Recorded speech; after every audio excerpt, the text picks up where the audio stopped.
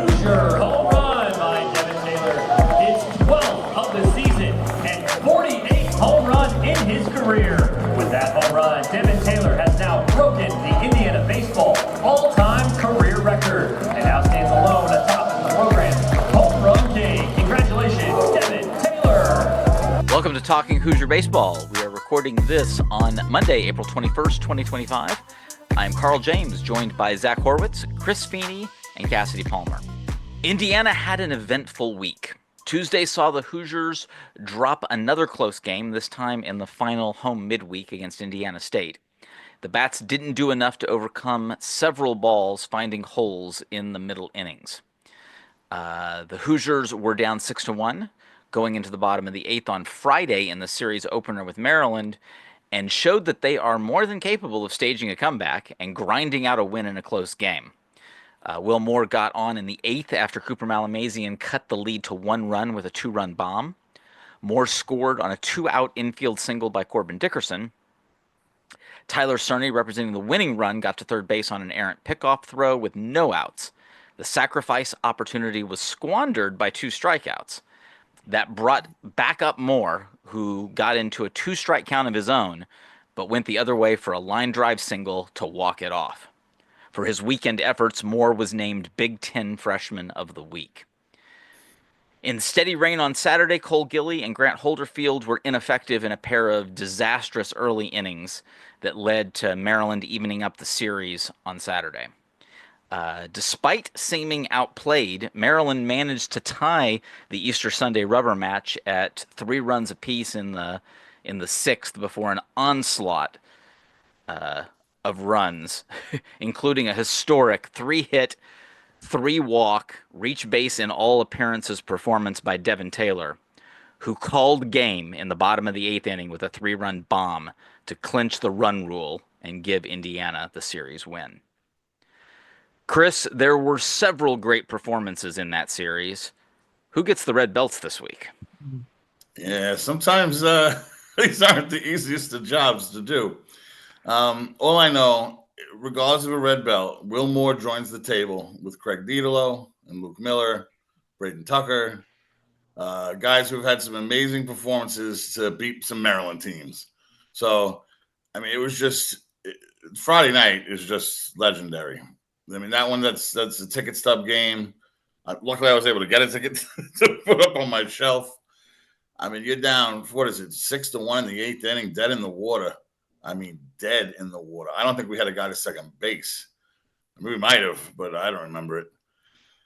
And to think what we pulled off, it really is. Will Moore's walk-off, he literally joins, a list of names that and it's amazing. The rain with the Maryland, and he's from Canada, and Maryland with their USA nonsense from years ago. The boy from Ontario, to walk him off, I thought was fitting too. But those who've been watching and listening for years, I mean, we can go back. It's just so many. And it's wild because you got the freshmen, right? The freshmen of this season and Korbyn Dickerson, they don't know about what happened last year.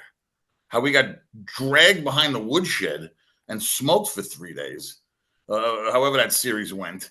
And to think that this is what we're coming back from. And then now we're down by 6-1 in the 8th as we're playing them again. But the comeback came, and like you said, yeah, Saturday not so good. But then Sunday, we weren't going to lose it. We did everything we wanted. We wanted clutch hitting late, right? We wanted big pitching performances late. We wanted great defense late. We got it all. So it just makes it even harder to give out the damn belts because of so many good performances. But I'll do the best I can. One of them obviously is not difficult, I don't think. I mean, if you go on Saturday and become the career team leader for home runs with his 48th bomb, Devin Taylor, and then Sunday, I mean, first inning walk, third inning a walk, fourth inning walk, sixth inning double with a ribby, seventh inning single with a steal, and like that wasn't enough. He walks him off in the 8th with a 3-run bomb for number 49 for Devin Taylor. So he's definitely getting the Alex Dickerson Award. When it comes to defensive, This one again was a little bit easier. I feel like we played great all along. The double play to get Kraft out of that jam, and I looked up. What was it? It was in the top of the sixth, right? We had the meeting at the mound.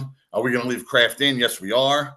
Kraft, boom, double play, bang, and these were bang bang plays. We had 3 or 4 double plays I can remember throughout the weekend. Yeah. But I'm going to go with Caleb Koski out in right field. Now, that's where I was for the games that I was able to attend and the innings I was able to be there for is where I was.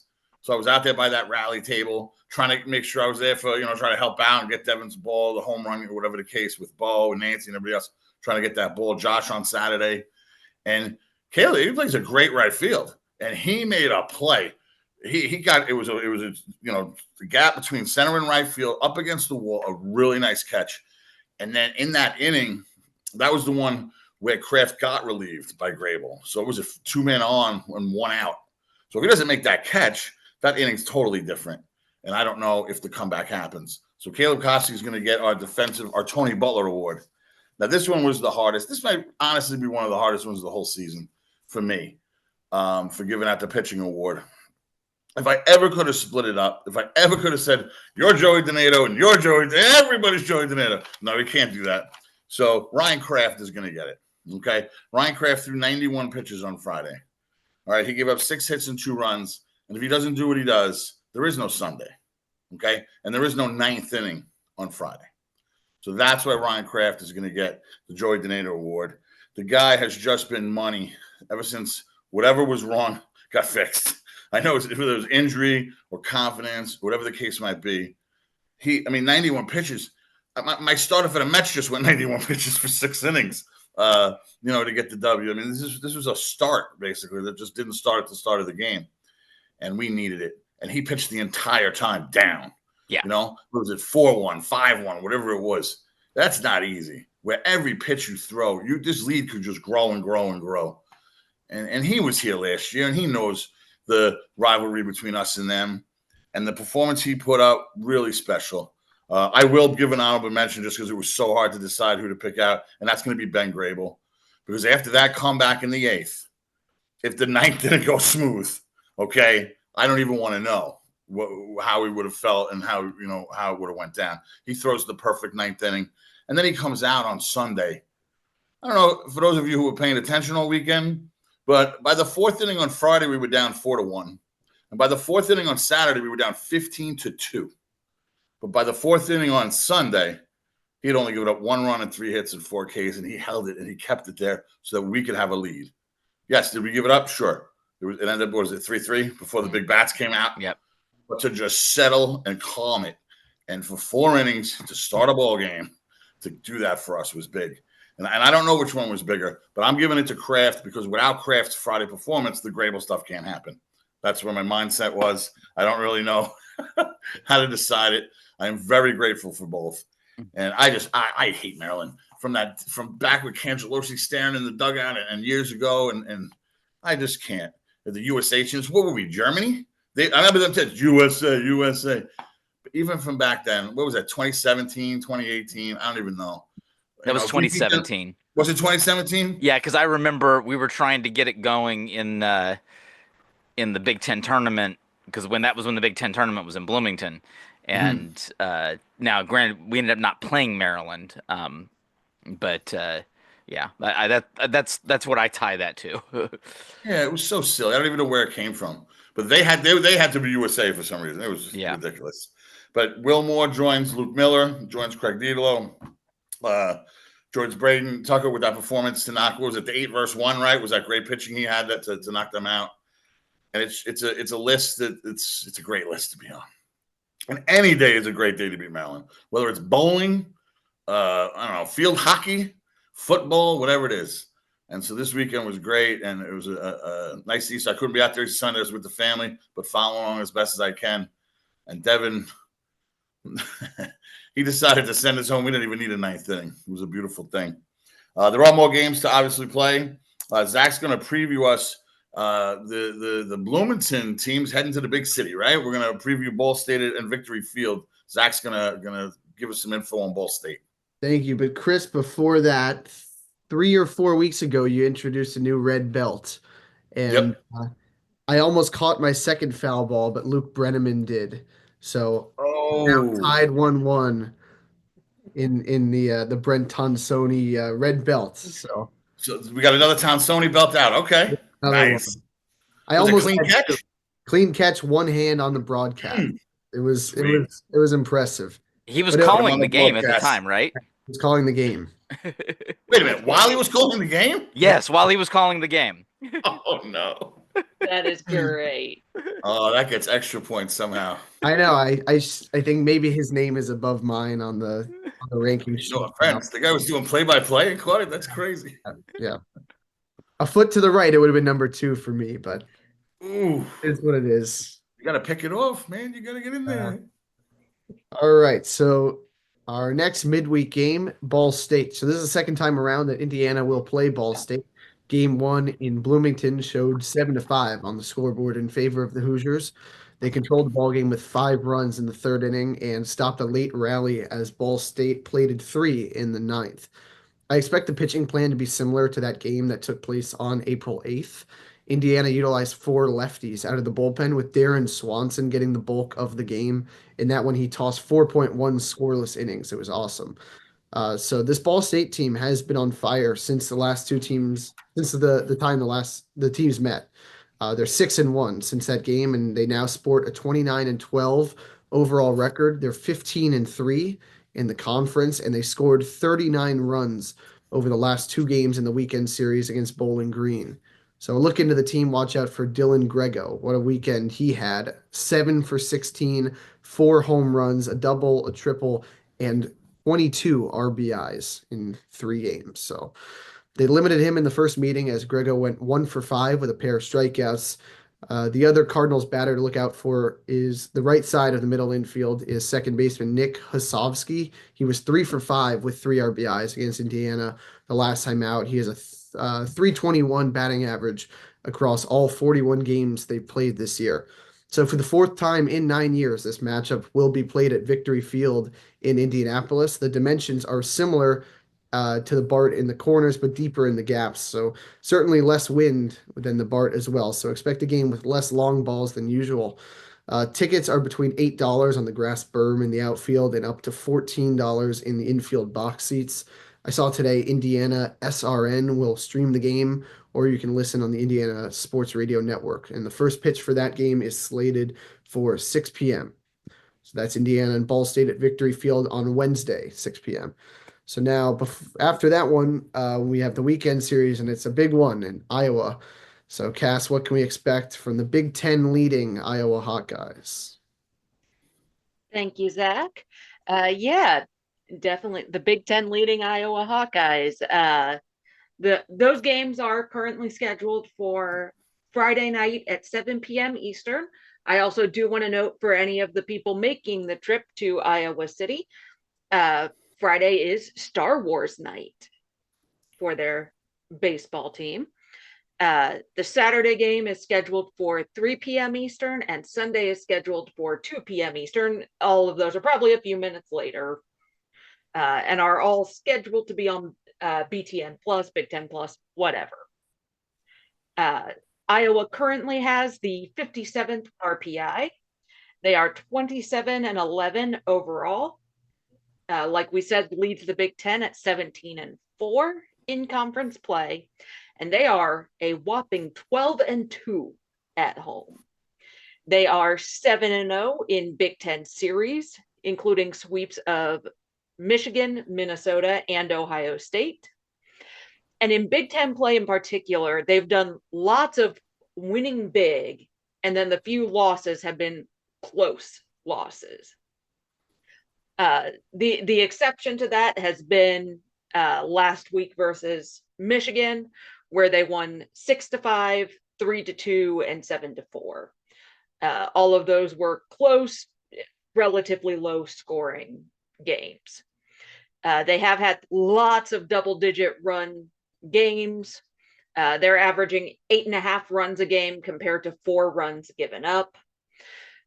So they've got a quality offense and a crazy good pitching staff.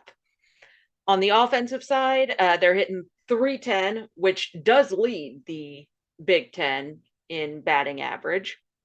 They're kind of middle of the pack for power, including 51 home runs on the year. That puts them squarely in the middle of the pack. They're drawing 5 to 6 walks a game. They don't have a ton of steals, but they do tend to be successful when they run. As far as individual guys, they've used a ton of guys. They've got the talent that they can do matchups based on whoever's pitching or expected to pitch the most innings in a game. So they actually only have 4 players who have qualifying at bats, but all of those 4 are hitting .320 or better. And while nobody's at the top of the home run list, most of the regular guys do have the capability to launch at any time. On the pitching side, for Iowa, pitching is everything this year. They have a .365 staff ERA, which is top in the Big Ten. They only issue 4 walks a game compared to 10 strikeouts, which is, again, top of the Big Ten. They've only given up 37 home runs on the year. They have a .126 whip, again, top of the Big Ten, and a .216 batting average against, top of the Big Ten. Compared to a lot of the other teams IU has faced this year, Iowa has 3 legit weekend starters. All of these guys can go easily 6 to 7 innings on a good day. Friday, expect to see lefty Cade Obermuller. He has a .250 ERA, which is 3rd amongst all qualifying pitchers in the Big Ten, and just a .202 batting average against. And he's only given up 3 home runs on the year. Aaron Savory is a righty. He typically starts on Saturday. He has a .367 ERA and a .199 batting average against. He's under that Mendoza line, and that's 4th in the conference. And then Sunday, expect to see Reese Buter, another righty. He has a .399 ERA and a .213 batting average against. So the Hoosier bats are up for a humongous test this weekend, and the pitching staff is going to have their own hill to climb. But this pitching staff is, especially when they are on, they are scary good as a staff. And in what seems to be my weekly weather report, April showers apparently are continuing. Again, it's a little too far out to say anything for sure, but it's looking, at the moment, it's looking good for all 3 games in their scheduled slots. But there's likely going to be rain Friday throughout the day, should be good for the evening, and there's expected to be rain both Sunday morning and Sunday evening. As of now, should be good for the afternoon. But as we get closer, keep your eyes on Weather Channel, keep your eyes on the team's social media accounts, because as we've seen, things can change pretty quickly. So keep that in mind. Fingers crossed we won't have to do any changes. I honestly don't expect any double headers or anything like that currently, but you could see some game times shifting around. So that's what we're looking at this upcoming weekend. Chris, I hear you've got some pros updates. Well, only the greatest thing you can hear about one of your pro alumni. About 3:00 today, it came across Twitter, X, Facebook, whatever you want to call it, that Craig Yoho is getting called up to the bigs. So he'll be up there with the Milwaukee Brewers organization, the big show, the whole thing. And I've got to say, this has got to be the quickest that somebody who made the old freshman team in his last season in the Big Ten that made the majors. I mean, I know he was like 23 when it happened, but so because of medical red shirts and games played, he was literally still a freshman as he left IU. And I mean, so happy for him. He was always such a solid, you could count on him late end of the games whenever we decide to throw him out there. And honestly, I think I know Josh was putting in the thread. I'm surprised he didn't get called up with the camp. I think that all had something to do with free agency and running his clock, because he had 43 something appearances last year and he was rock solid in the minors. He could have started the camp, but either way, he in all his performances this year in the minors, I think he had 6.0 ERA. And congratulations to Craig Yoho and his family. I mean, this is a special day for one of our alumni. And it'll only be even special the first time, he gets to take the field for Milwaukee.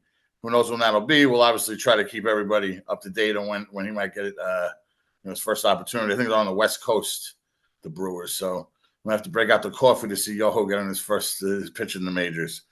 A couple other updates, and it's fitting that it was a pitcher to talk about because our pitching has just been really outstanding. McCade Brown, another scoreless outing. He hasn't allowed an earned run all year. He's got 6 strikeouts. They have been only giving him like 2 innings at a clip because he's coming off injury or whatever the case, but he is not letting anybody on base or score. Luke Sennard, very similar. 7 strikeouts, 3 innings in his last outing. No earned runs the whole season for him as well. Braden Reisdorf picked up another save, also a 0 ERA. So between them 3 and Yoho, those 4, not one gave up a run the whole season so far. It's pretty wild. As we were walking off Maryland on Friday night, Matt Gorski was with a walk-off victory for his Indianapolis Indians. I think Francisco Lindor did too, but he has no relations to IU. But that's okay. So it was a lot of walk-offs on Friday night, which was good. But, we got a poll ran right before Yoho gets his call-up. Pro Bowl Hoosiers put out who's going to be the next, alumni to make the majors. It was split 50-50 between Yoho and Gorski. So now that we got Yoho through, I guess Gorski is going to have to be next. I know we've been trying for a long, long time. That's just criminal, Chris. I'm sorry. That's just criminal that he is still in AAA. I've been saying it's the Pirates. I could understand if it's this team that is loaded all over the place and they can't find a way to put him in. I can't. Part of me thinks it's to sell tickets to the damn Indian games. Because if you always notice when it's on Twitter, they mention hometown hero does this. I think they're trying to sell tickets to the Indians games. I don't know. I can't come up with what it is. But one more pitcher, Gabe Bierman, solid performance. 5 strikeouts, no runs on his last 2 runs to the hill. So I don't know why they put him in the same level as last year, which for me was a little disappointing because I know he had some really good starts last year. Hopefully he moves up quicker too, because we know Gabe was rock solid for us also as a Hoosier. But that's pretty much our Pro Bowl update. Now we're going to get a Big Ten update from Carl. Hopefully I want to hear mass chaos around that 12 line. I want 18 teams tied for 1 spot. All right. Well, the league right now, we already know that Iowa's at the top of that list. Now, one thing to note about Iowa is they have not made the West Coast portion of their hit the West Coast portion of their schedule. That's the last 2 weeks for them that they play. They play Washington and Oregon in the last 2 weeks. Now, IU has pretty much kind of steady Eddie right in that smack dab in the middle there. IU is currently 7th, 5 games back. But you want to talk about chaos. There's another place that's chaos is that the top 4 seeds are very important when it comes to the Big Ten tournament. And right now, USC has that 4th spot. USC is 4.5 games behind Iowa. Indiana is only a half a game in 7th behind USC. Now, obviously, with those 2 teams, if they end up tied, USC has the tiebreaker. That's one of the things that's unfortunate is right around that whole group, you've got USC, Penn State, and Illinois are all in that that real tight mess right in the middle, and Indiana has lost to all 3 of them.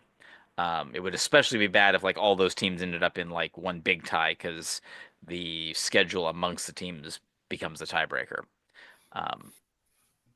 Now, to Chris's point, we've also got quite a log jam right at the Big Ten tourney cut line, which is the top 12 teams get in the tournament, 13 through 17 do not. And there is actually Nebraska, Rutgers, and Minnesota are all at 7 and 11 for that last spot right now. So there's 3 teams vying for that last spot. If the season were to end today, Nebraska's the one that gets the tiebreaker because of one, how they did against Iowa, and two, how they've done against Rutgers. Yes, it's complicated, but if you go to iubase.com, click on standings, there is a link to the tiebreaker procedures if you really want to subject yourself to that. Some of us enjoy that stuff. Some people don't. So it's not a short document as to how these tiebreakers get determined. I did actually have to put one of my markers for the first time on a number, which is that Ohio State officially will not be the Big Ten champions. That has now been decided, as they are 13 and a half games out. They do not have enough games in order to even if they were to win out to win the title. Although I do appreciate that their only 2 wins on the year have come against Oregon. Yeah. They have literally been swept by every other Big Ten team they've played, but That not is crazy. Oregon. Yeah, but the only team they beat is the number 13 team in the country. Yeah, that. Yes, because Oregon, just after beating UCLA, passed UCLA in the D1 rankings. They're at 13. UCLA's at 15. Okay, so that will convert us into the Big Ten Pick'em, which is getting, for amongst our group, is getting more interesting, as Josh has caught Zach. They both lead at 32 and 14, which is really nice mark overall. Chris is 2 series behind at 30 and 16. Cass has tied Chris. Cass went 7 and 0 last week. Absolute perfect performance from Cass. And I went back to more of my average. I was only 4 and 3. I was pulling up the rear there, and I'm at 26 and 20. Hey, I'm just happy to be above 500 for the season at this point. So, I've been rolling the dice a little bit. I think I knew my Northwestern at Nebraska pick was kind of bold, and and as it turns out, and I was feeling so good when Northwestern took that Friday game, but it was not to be. And I didn't think it was a roll of the dice to pick UCLA, although I was the only one that did. That was my closest one. It was literally a coin toss. I'm like, I pick the highest ranked team in the conference, and I'm the only one that does, and I lose. So I guess that's what I get. So it's because Oregon wasn't playing Ohio State. So. Yeah, that was my theory on that pick. The only team they lose to is Ohio State. Weird. Okay, so that does get us into the Big Ten Pick'em for this coming week, where we've got Rutgers traveling to Ohio State, Nebraska at Maryland, Michigan State at Michigan, Washington at Northwestern, Purdue at Illinois, Penn State at UCLA, and USC at Minnesota. Let me start with Josh's picks, since he sent those to me. Josh is going to be picking Washington, Rutgers, Nebraska, Michigan State, and USC. He's picking 5 road teams, and 2 at home, which are Illinois and UCLA. I will go ahead and go next. I've got, I'm going bold. I know that they're not Oregon, but I'm picking Ohio State to finally break out. And of course, again, they're not going to win 1 game, they're going to win 2. Which honestly, it's stating more about how I feel about Rutgers, honestly, than it is about Ohio State. But again, I at this point I have to be bold, so it's just when I'm in last place. So I'm going to go with Maryland at home against Nebraska. I'm going to go Michigan State at Michigan, Washington at Nebraska, Illinois at home. Got UCLA at home, and USC at Minnesota. All right. Cass 7-0 last week. Can you bring Okay. that magic this week? Maybe. I'm not gonna hold my breath on that one. Uh, I do not have. While I don't have a ton of faith in Rutgers, I have less faith in Ohio State. So I'm gonna say Rutgers. Uh, uh, this one to me was a toss up, but I'm going Nebraska. Uh, I think Michigan is going to come off last week's sweep very pissed, and they're at home, so I'm going Michigan. Uh, Taking Washington, taking Illinois at home, UCLA at home, and while I think Minnesota might be able to sneak a game, I think USC is gonna take the series. All right, Chris. All right. So as I look at the standings here, I am trying to get 1, 2, 3, 4, 5. I want to get a six-way tie. I think I could do it. I'm going to look at Sparty as the cutoff for ninth. And then we can get the bottom three and then the next three. So it'll be 6 teams for 2 spots. This would be historical. So if you're hoping for chaos, you can take my pits. You go on FanDuel or whatever the case. So for this to happen, which is what I mapped out here, which would leave the 6, it's Rutgers, Maryland, Michigan State, Washington, Illinois, UCLA, Minnesota. And if you were too slow writing that down, Carl will get it on the site for you. But we want total chaos. They might have to change it. They might have to have a play-in, play-out game. This could be a new thing.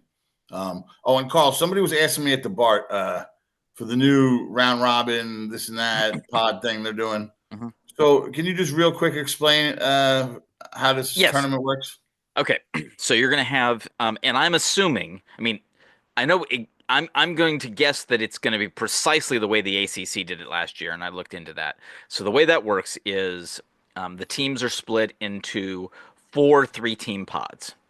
So you have, I think it's like 1, 8, and 12 in one pod. Then you go like 2, 7, 11, and 3, 6, 10, and then 4, 5, 9. Those are all pods. And each team plays each other twice, and it starts with the 2 or lower seeded teams will play each other in each pod. And this is important because the tiebreaker for the pod, if all the 3 teams go 1-1, the highest seed team advances to the 4-team semifinal. So essentially, the way this works is, in reality, it's basically a single elimination tournament with a consolation game. Then the consolation game is with the 1 seed. So the way it works is then that team. So if you're one of the top 4 seeds, you watch the other 2 teams play, and you have to play both of those teams. But if your goal above all else is to get to Saturday, you only care about beating the team that won that game. Right. You can throw your freshman pitchers that aren't that great, that aren't developed yet, against the team that lost, because it's not going to impact whether you advance to Saturday. And it's 4. It's when it gets down to 4, it's single elimination. Correct. So max games is 4. The max that any team is going to play is 4. So you only have to have pitching for 4 games, as opposed to the way it had been when you could end up playing 6 games and have to have pitching for all of that. So at this point now, it's a little. It's one of those things that's actually, I think, brings more chaos, because to advance to Saturday, all you got to do is win 2 games. You just beat the other 2 teams in the pod. You advance to Saturday, and then it's a 4-team single elimination tournament to win the whole thing. So it's doable for anybody, and that's how it's set up. And again, I am only guessing that they're going to have the 2, 3 seeds playing first, because that's the way the ACC's done it. I see no reason why they wouldn't. I'm pretty sure they're just going to copy, because it's the same number of days. I think it's going to be pretty well just copy and paste what the ACC did last year. and I keep saying last year because the ACC has changed their format.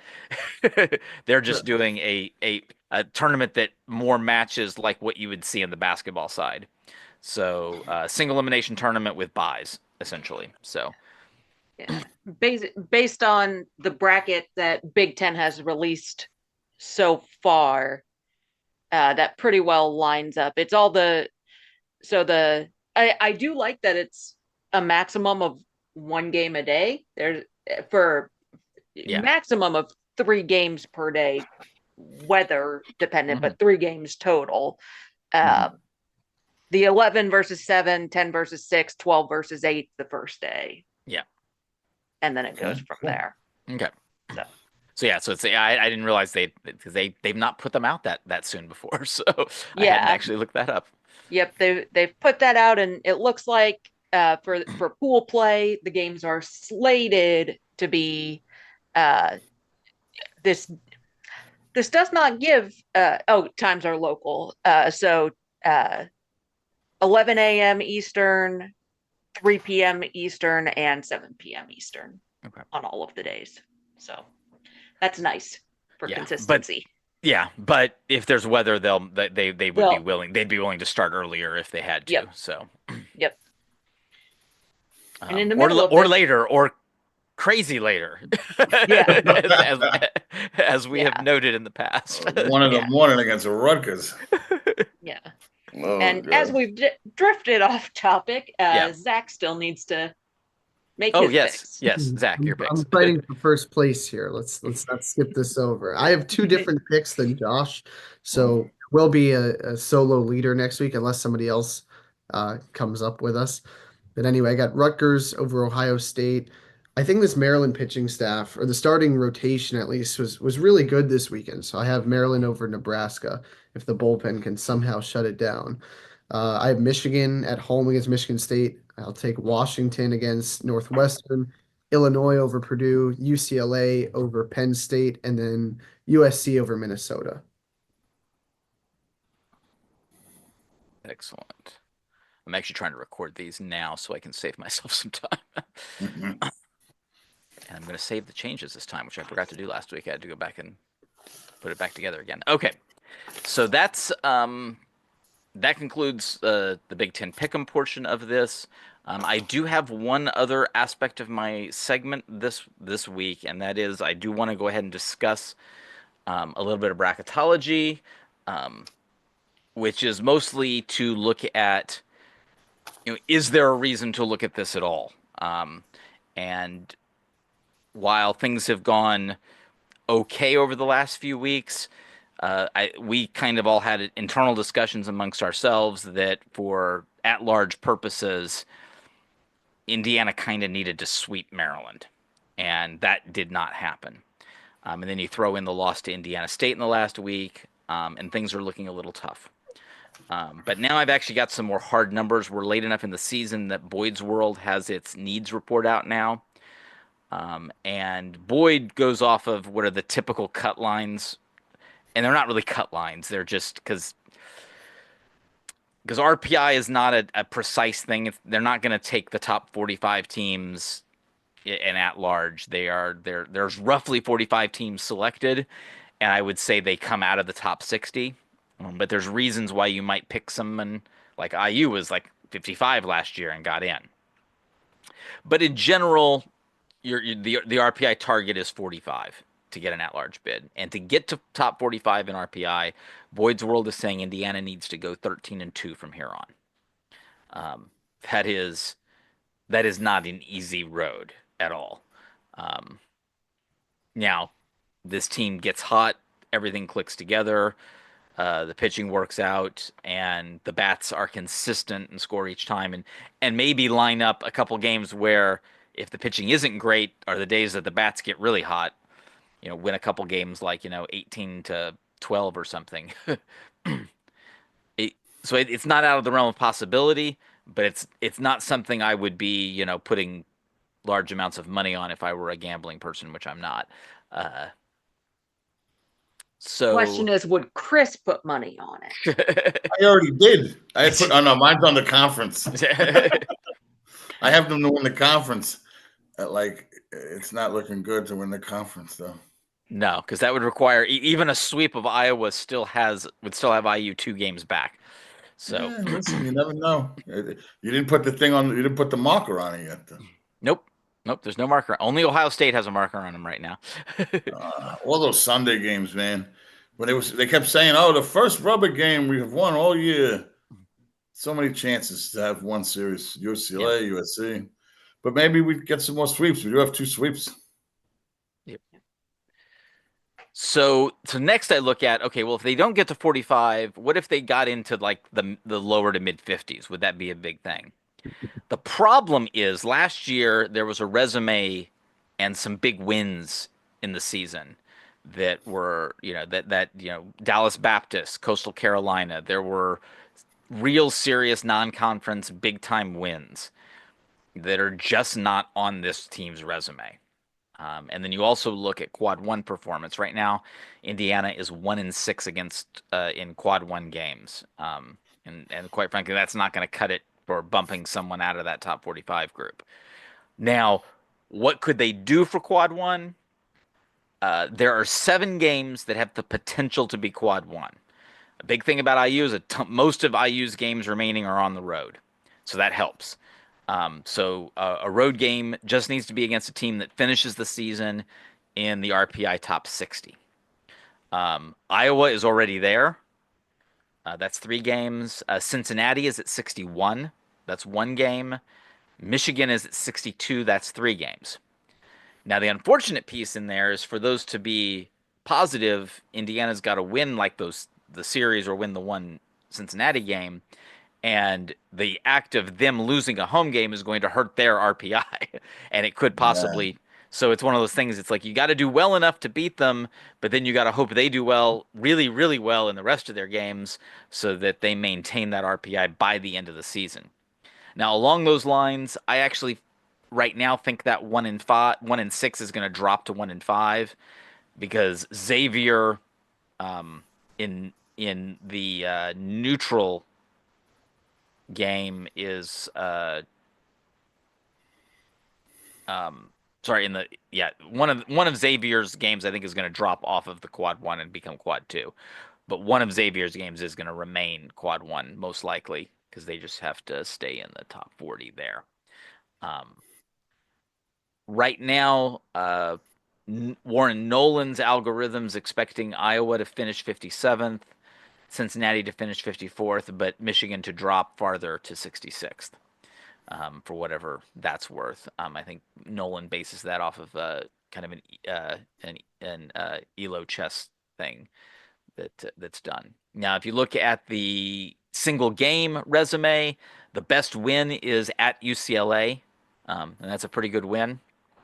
The worst loss is the loss to Northern Kentucky,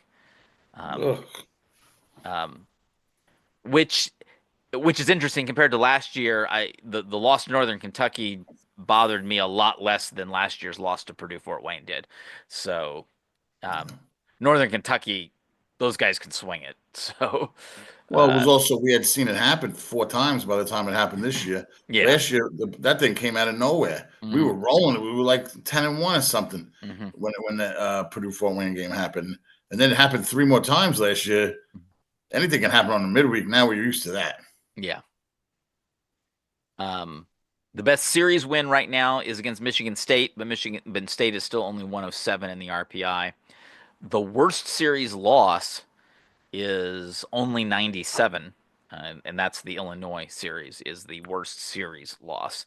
Now, I say that, I think looking at a resume, UNLV will be described that way because it was 2 games and lost both of them in that opening weekend. So that's probably really the worst loss is the 2 UNLV games, but it still technically wasn't a weekend series. So that it was kind of hard whether I include that or not. So from that perspective, I really think Indiana's got to do the job in the RPI. And 13-2 is not impossible, but boy, is it not easy. So with that is going to segue into our roundtable discussion, and I'm going to start this discussion with Zach. So Indiana got over the hump on coming back and winning a close game late. But then the pitching woes came back in a big way on Saturday.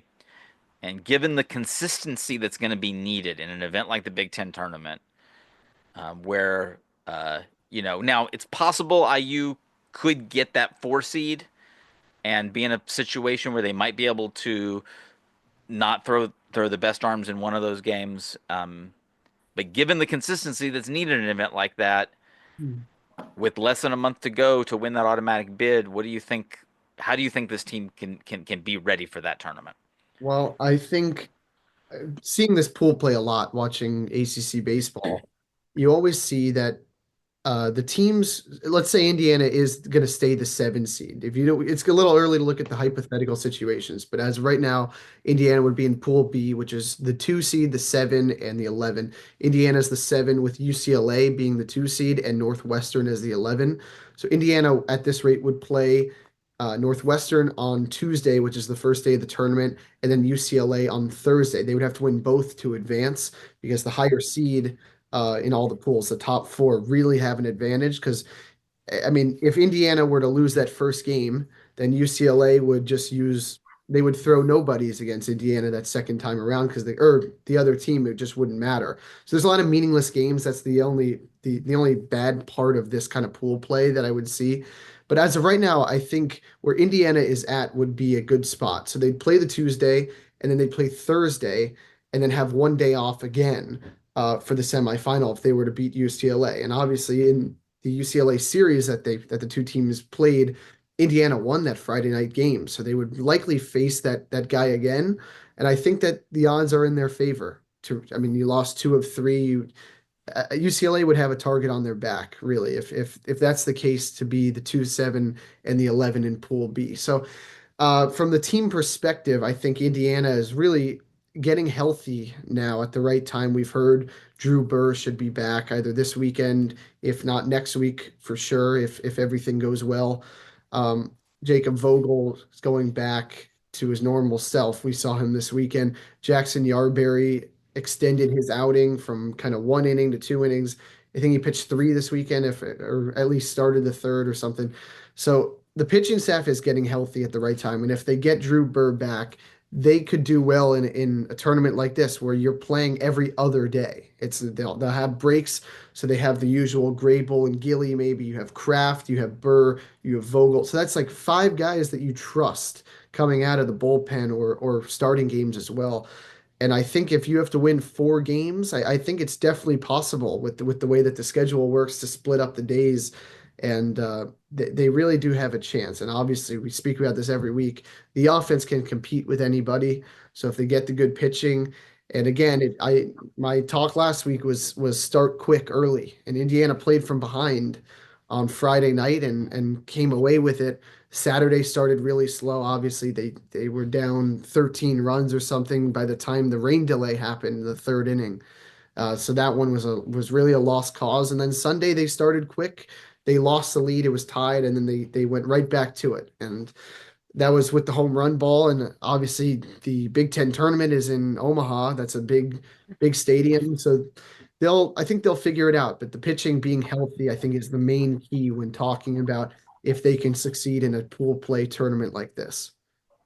And I think the weather situation that we've seen, the weather games that we've seen, in general, when the field is offensive, it has not played well to Indiana's strengths. And the reason being is that, yes, it has helped Indiana hit a few more home runs, but Indiana's pitching staff tends to give up a lot of home runs when the field is offensive. So I think playing in a place like Charles Schwab Field is advantageous to Indiana because they can get those doubles to those big gaps in place in lieu of those home runs, and then keep the ball in the ballpark when the other team hits the ball skies the ball into the air.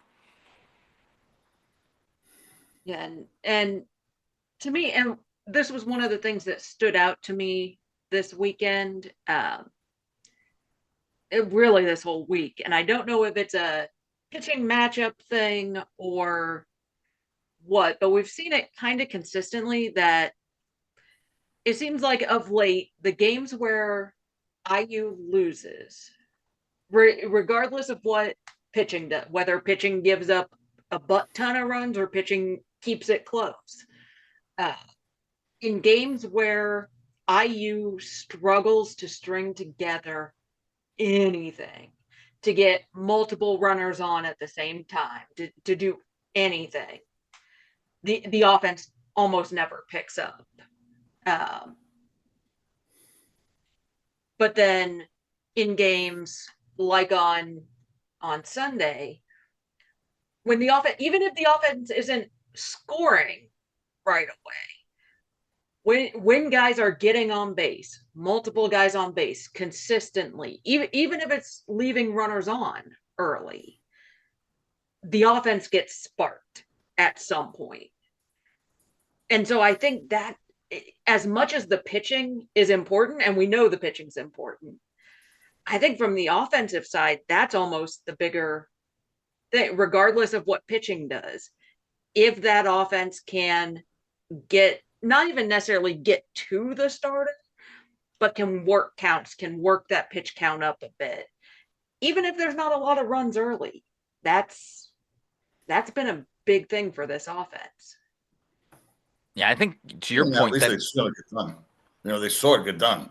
The whole year this hasn't happened, but one time, right? One time. Yeah. And for the comeback, yeah. Yeah, and at least now they've seen it. It's now, and that was a long time ago, if I remember. Right. So now it's in their mind. It's fresh, and I understand the next day was a wash or whatever. But just go to Friday night. Realize you can come back on somebody. To your point, they've got the starter out of the game. They pushed that kid. He pitched great, but the pitch count was what it was, and they took him out. And those relievers were humming it in there. I mean, they were throwing gas, and it didn't matter if the first two guys struck out. Wilmore still got the hit, right? And we still got all those runs. We were down so much, and we still came back at the end. The offense now feels like they could do it, right? I think that's big, all right? We're going to be facing these Iowa pitches. These games aren't going to be a 14 to 15 to 2, I don't think. I think the whole thing will probably be played within, 8, 7 runs. It may be Sunday, but I'm sure Friday and Saturday are going to be a lot more low-scoring games. You got to execute. And now we have something fresh in our minds from Friday night. And from Sunday where, we were winning, but we kind of gave it up. And then, no. Like Zach said, then we just went off on them. Use that. I hope they can use that to go forward. That preview was all about pitching, Cass. They're first in the Big Ten, first in the Big Ten, first in the Big Ten. So are we going to assume we're going to score 12 runs? I don't. No. Let's win them 6-4 if we can. No, but what I'm saying is I think that kind of the early indicator of full game success and then full series success is in those first few innings, are guys getting on? Are they working the counts? Because if it's a lot of couple pitch, ground outs, fly outs, nobody's getting on at all. Oh yeah, these guys are raw. The numbers show that does not tend to be a method for success. Yeah. Plus, these guys are used to going through the lineup more than once, possibly even more than twice. Right. If you talked about 7 innings for some of these kids. Right. But I also think there's a little bit. You got to realize they're games this team plays 5 freshmen. So, yeah. Oh, absolutely. Yeah, they do. Absolutely. And that has a factor. I think that has to have a factor in some. It's like, well, why aren't they more consistent? Well, they were, 5 of these guys were in high school last year, so that's part of it. And Dickerson wasn't regularly playing at Louisville. Yeah. But if you look at Sunday, and I think to your point, Chris, you look at Sunday, and what was different for me is I'm watching this team and I'm watching how they were doing exactly what Cass was talking about. Yeah, they only scored 3 runs in those first 6 innings, or the first 5 innings, but it felt like Indiana was playing better baseball for the first 5 innings than Maryland was. Mm-hmm. And to Cass's point, because of that, because they were getting on base, because they were scoring a run here and there, they were primed to break out of that once they kind of put all the pieces together. And if you take what Coach said, part of it was that Devin Taylor decided he was going to go get in everybody's face and say, "Hey, we got to go score. Yep. We got to go do this now. We're a better team than these guys are, and we got to go do this." Devin Taylor and Korbyn Dickerson as well. I don't know if I've seen guys back to back hitting as well as they are right now. Devin Taylor, we were talking about this for a while. He was chasing the home run record, but every ball he was hitting was on the ground and it was up the middle. It was to the opposite field. I mean, that's just like a real professional hitter right there. And Dickerson, I had the TrackMan analytics up on my screen the other day. In the Sunday game, he hit 4 balls over 100 miles per hour. I mean, every ball was hit perfectly on the barrel. And so and also now you add Will Moore to the top of the lineup. If his on base percentage stays the way it is, or at least around it somewhat, if you get guys on, you can't walk Devin Taylor. And then you have Corbyn Dickerson behind, and Jake Hanley hit 2 home runs. Maybe he's back in the swing of things. So when they start innings that is really at 8 or 9 in the lineup, and if they get on base, that's really a problem. And that showed on Sunday in the final few innings. They opened the inning with either the top of the lineup or kind of 9-1-2. And they scored in almost all of those innings. I would like to look at the numbers themselves, but when Dickerson, Taylor, it seemed like Dickerson got up to the plate with a guy on second base almost every time. I mean, so when those guys produce in front of him, that's what makes this offense so productive. Dickerson's on the top of all of big college baseball for RBIs. I know that. Yeah. I mean, like top 5, like really high up there. Yeah. I mean, I bet Taylor changed his swing a little bit coming out of the leadoff hole. I mean, the coach puts me in the leadoff hole. Maybe I'm just supposed to get some hits here and there. And then they moved him down a little, and maybe he opened up that swing a little. I wouldn't put anything past him. I feel like he can do whatever he wants. Yeah, and I really think from here on out, if Will Moore keeps this up, those RBI numbers are just going to inflate even more. And for Taylor as well, going into the draft year, I think that'll be huge for him. If Will Moore can get on base, this offense will score way more than they already are. I really think so. And need to. And yes, Chris, you are correct. Yep. Corbyn Dickerson leads the NCAA by 4. Yep. Oh, he's first now? He's first in the NCAA, and the next closest is 4 RBIs behind him. That's for having the big weekend. I think he was like 3rd the last time I had looked before the weekend. No, he is number 1 all by himself. And I would point out that Will Moore is 17th in the country in on-base percentage. And so having that ahead of the guy who leads the country in RBI and having Devin Taylor in between the two, like that's a scary first 3 in the batting order. Those 3 on Sunday, Moore, Taylor, Dickerson, they all had 3 hits each, 3 RBIs, 3 runs scored as well. I mean, that was just an insane statistic to look at. Yeah. And you look at all the good pitching they faced. I mean, they're not doing this, against, Big East pitching. No. Well, and in fact, some of their best hitting has been against some of the best in the conference. Yeah. And that has not been unusual for IU's bats. For whatever reason, they tend to hit the guys with stuff a bit more than the guys who just throw nothing but junk. Absolutely. Right. Well, it's because they're being trained to hit professional pitching. Right. Their style of hitting is designed to hit professional pitching because it's designed to get them ready to play at the next level. And so how do a lot of these teams counter that? Well, you get the guys who don't have a 4-seam fastball. So what do? They throw a couple different off-speed pitches. But eventually what those guys do is they just end up walking guys.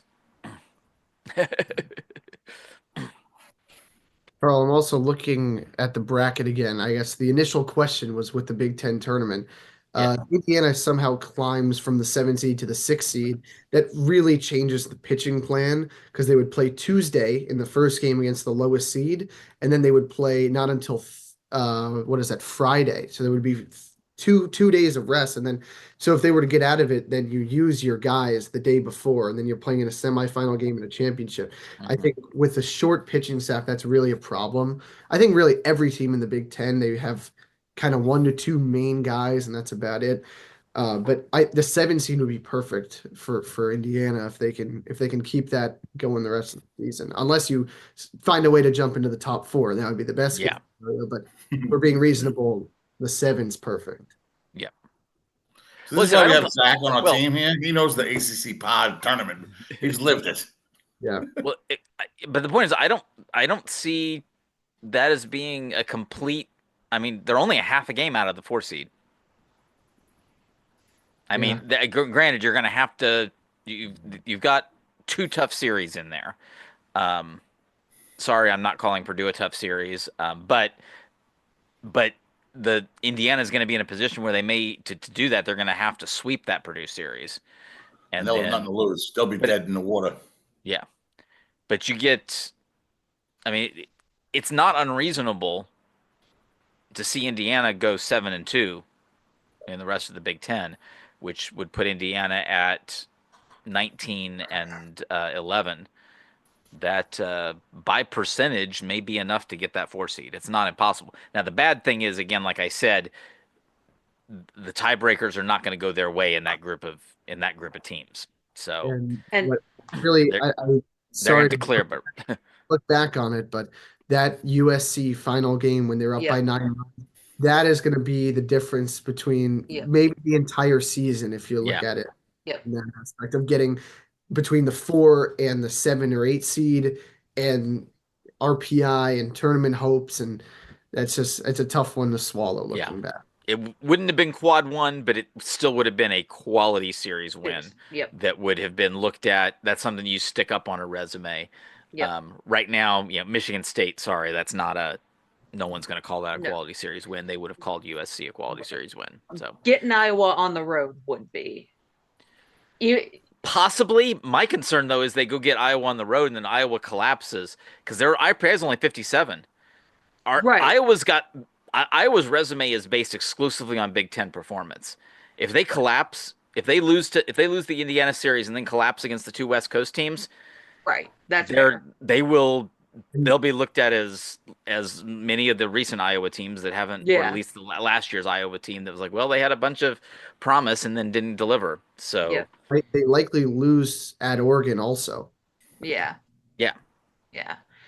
But I will say, Carl, to your point on the possibility of sneaking into that 4 seed, I'm honestly not sure if that would be the best possible thing for because I like the options where there's a day off somewhere in the middle of play, because as the 4 seed they would not play until the 3rd day, and they would have to play consecutive. They would have to play. They're playing those games, but they don't have to win both of them. That's the thing. No, but they would have to, in order to win it all, they would have to win. I believe they would have to. No, because we'd be the highest seed. We'd be the highest seed in the pod, so there might be a dead. Yeah, so the point is, one of those, you don't know which, because it depends on how that first game goes. You only have to beat whoever wins that first game. But they would still have to play 4 games in 4 days. They wouldn't necessarily have to win 4 games in 4 days. No, but the point is, but you know which one, but you also know which one you don't have to win. Right. So you don't have to throw any of your top pitchers in that game. That's fair. Yeah, I'm sorry, that's a huge advantage to where you have to cover 27 versus 36 innings. That's that's true. The flaw with the bracket that if you do the team with the highest seed and then you're all 1-1, even though you beat them, then you're done. Your season could be over. It's just that's why the ACC moved away from it. And adopted the bracket, and now the Big Ten moves to it. So I guess it can work in your favor, completely out of your favor. Really frustrating if you do beat the higher seed and somehow not come out on top. Yeah. And to answer that question, though, Zach, I think there's a reason that the Big Ten has decided this, and it's different than the ACC, and that is if you're, let's take a look at this. I mean, Rutgers is right on the cusp there. If you're Rutgers and you get the 12 seed, are you going to be happy flying out to Omaha to lose 1 game and then turn around? That's what the ACC is facing, but the ACC is now granted there's an opportunity a team from out west is going to have to do that. But I think at this point, the Big Ten's not quite at the point at which they're going to bring a team that far to play one game. So I think that's kind of where part of that's coming from at this point. The hope is, I think, that the Big Ten becomes a big enough baseball conference that becomes acceptable, and eventually they will go to something like that. All right. Well, thank you for listening to this episode of Talking Hoosier Baseball. For more on Indiana University baseball, hit up iubase.com. For Cassidy Palmer, Chris Feeney, and Zach Horwitz, I'm Carl James. See you at the BART.